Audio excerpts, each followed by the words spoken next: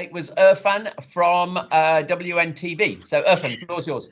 Thank you so much, Andy and Dr. Lola and Mubashir Ajaz. My question already, Dr.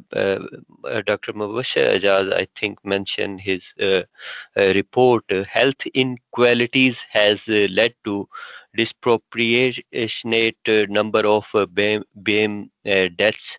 How are you increasing support for the Asian community at this difficult time? Yeah, okay, great question. Yeah, Mubashir, that's definitely part of the recommendations, isn't it? So yeah. Absolutely, thank you. Yes, so we are, as I mentioned, we've divided the report up into, we tried to summarize the report into the 4 key challenge areas, and one of the biggest challenge areas is the impact on the BAME community and improving the outcomes for BAME community. So when I mentioned BAME, we're talking about not just Asian groups or Black groups, but we're talking about all vulnerable groups really within that category, but especially, particularly the ones that have been highlighted in both the national reports as well as some of the regional stats that we highlighted in the report. We understand, there are higher rates of death for people from Black communities, from Bangladeshi community, from Pakistani community, and clearly we're going to focus particularly on those areas, but we also understand while we don't have the regional numbers for the number of deaths for those particular groups, we do understand that we have a higher than national average of ethnic minority groups. We have a higher than national average of areas, deprived areas within the region. So clearly all of these taken together means that we definitely need to focus a bit more on the outcomes for Black, Asian, and minority ethnic groups. Okay, and Lola, you want to come in? Thanks very much for that, Mr. Mayor. As Mubashir says, there are a number of different areas of action, and we need to deal with the underlying health inequalities, whether this is, economic, housing, etc. But there are things that we could all do.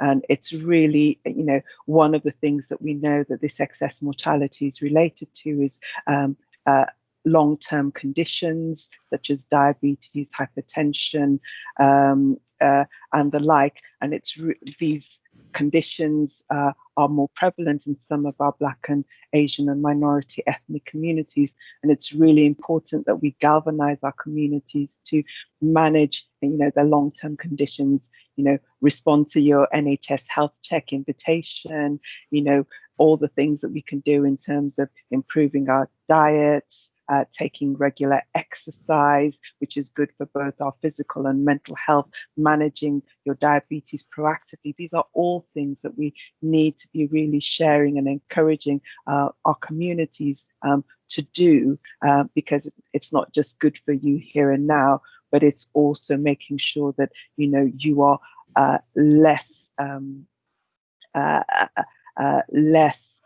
susceptible, as it were, to the more severe illness that can happen through COVID. So we do need to do those sorts of things and enable and facilitate people to access the services that are available at the moment.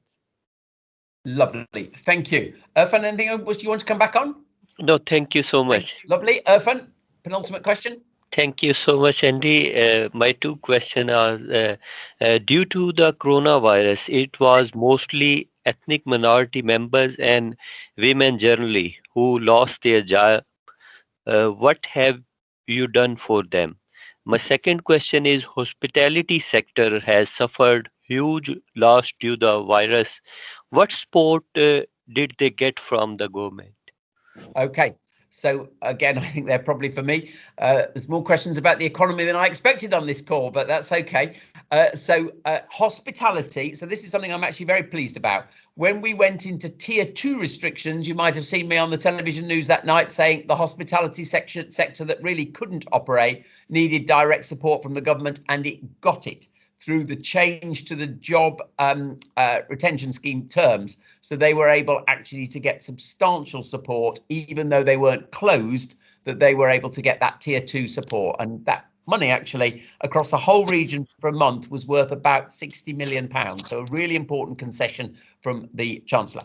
In terms of job losses and replacements, I mean, however one dresses this up, there are already serious job losses and there will be more. And you are right, they are affecting young people more than any other group. And there is a disproportionate concentration in BAME groups as well. But it's the youth thing that is more important than anything else. So what we are doing with government agencies is really trying to work to get retraining opportunities, companies to take people back on. And again, one thing I would really promote to you all is the Kickstart scheme, which starts at the beginning of November, and the government pay all the costs of taking on a young person for 6 months. And we need businesses to step forward to offer to do that. And we actually had the national launch of that scheme with the Secretary of State in Coventry on the 2nd of November. So if you could, and that's the thing to promote, because your business readers, and Asif as well, your business readers, they can get that support from government to take young people on.